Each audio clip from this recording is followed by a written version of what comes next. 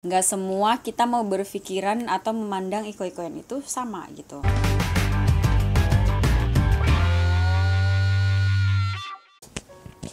Selamat pagi. Mic-nya imut. Semoga ini bisa kedengeran. Cerita apa ya hari ini ya? Kalau gini di rumah kan nggak tahu mau ngapain kalau di rumah. Jadi cari apa aja gitu yang bisa diobrolin gitu. Namanya juga di rumah, nggak ada kerjaan. Ya cari topik aja buat diobrolin gitu kan. Tapi topiknya apa ya? Topiknya itu, oh ya, kemarin baca berita tentang ada namanya iko-ikoyan. Iko-ikoyan itu apa gitu. Jadi kayak agak penasaran juga sih apa itu iko-ikoyan. Terus pas nonton YouTube, dan itu ada di channelnya Bang Denny, dan itu aku lihat tuh yang mencetuskan iko-ikoyan itu si Bang Arif. Ternyata dia tuh bikin itu tuh karena memang ya buat lucu-lucuan gitu, buat lucu-lucuan sama fansnya, sama followersnya. Jadi dia bukan yang mau kayak mau pamer bahwa dia punya duit banyak, enggak, tapi memang pure untuk lucu-lucuan. Dan menurut saya ya itu sih wajar-wajar aja gitu kan. Kalau misalnya ada yang gak suka, ada yang berpikiran lain, itu kan wajar gitu kan. Gak semua kepala kita itu mau sama. Gak semua kita mau berpikiran atau memandang iko-ikoyan itu sama gitu.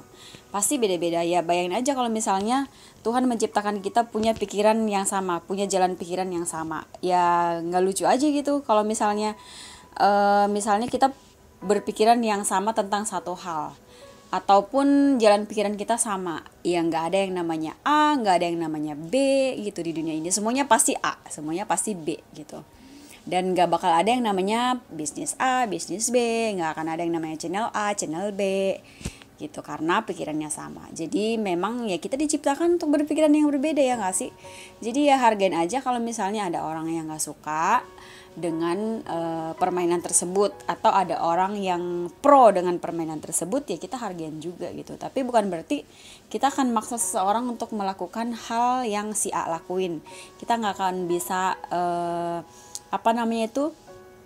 ngebenci gitu apa yang si A lakuin gitu. Itu kan maksudnya ya kita punya cara kita masing-masing, kita punya pemikiran masing-masing gitu kan. Atau misalnya kita mau berteman sama si A terus si B-nya nggak suka, ya itu kan urusan dia gitu.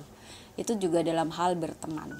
Jadi kalau misalnya kita punya kriteria yang sama nih mengenai misalnya gue tuh hanya mau berteman dengan ini, ya itu wajar ada orang yang memfilter gitu pertemanannya dia.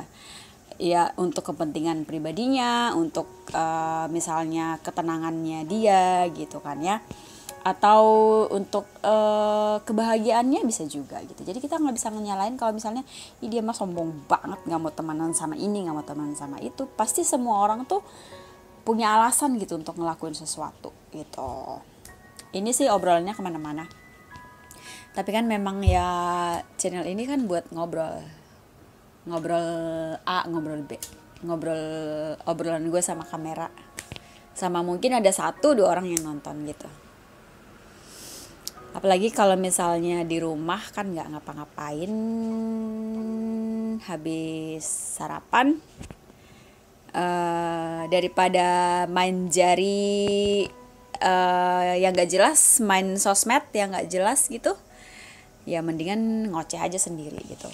Ngoceh apa yang mau diocehin gitu, daripada dipendem, ya nggak sih, dipendem. Jadi walaupun nih misalnya mungkin teman-teman juga ada yang misalnya di rumah nggak bisa ketemu teman, nggak bisa ngobrol. Sebenarnya sih sekarang kan gampang ya, pakai misalnya video call gitu, ngobrol di telepon, itu kan gampang sekarang. Misalnya kita mau ngobrol sama siapapun tinggal telepon, tinggal video call gitu. Tapi kalau misalnya mungkin temennya juga lagi sibuk gitu, walaupun mungkin nggak semuanya kerja ke kantor, ada yang kerja dari rumah, tapi intinya tetap kerja.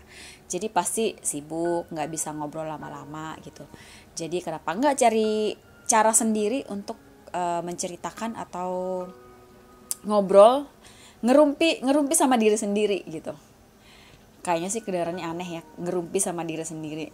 ngobrol sama diri sendiri juga terdengarnya aneh gitu. Dan itu juga ada di pikiran aku dulu, ngobrol sama diri sendiri tuh kayaknya aneh, kayak orang gila gitu kan. Tapi sebenarnya dari segi mental ini katanya ya, gue kan punya bukan psikolog gitu, tapi dari nonton, dari baca-baca itu ada efek positifnya bahwa kita bisa mencurahkan, mengeluarkan apa yang mau kita obrolin gitu. Nggak harus yang curhat, aduh gue lagi sedih, lagi menderita, nggak cuman itu doang. Tapi misalnya ya udah ungkapin aja yang pengen diobrolin apa gitu. Memang sih nggak semua juga punya cara yang sama untuk menceritakan sesuatu. Ada yang kayak nulis, ada yang kayak direkam, ada yang kayak bikin video gitu. Jadi ya kita temukan aja masing-masing bagaimana cara yang ternyaman buat kita untuk ngobrol gitu.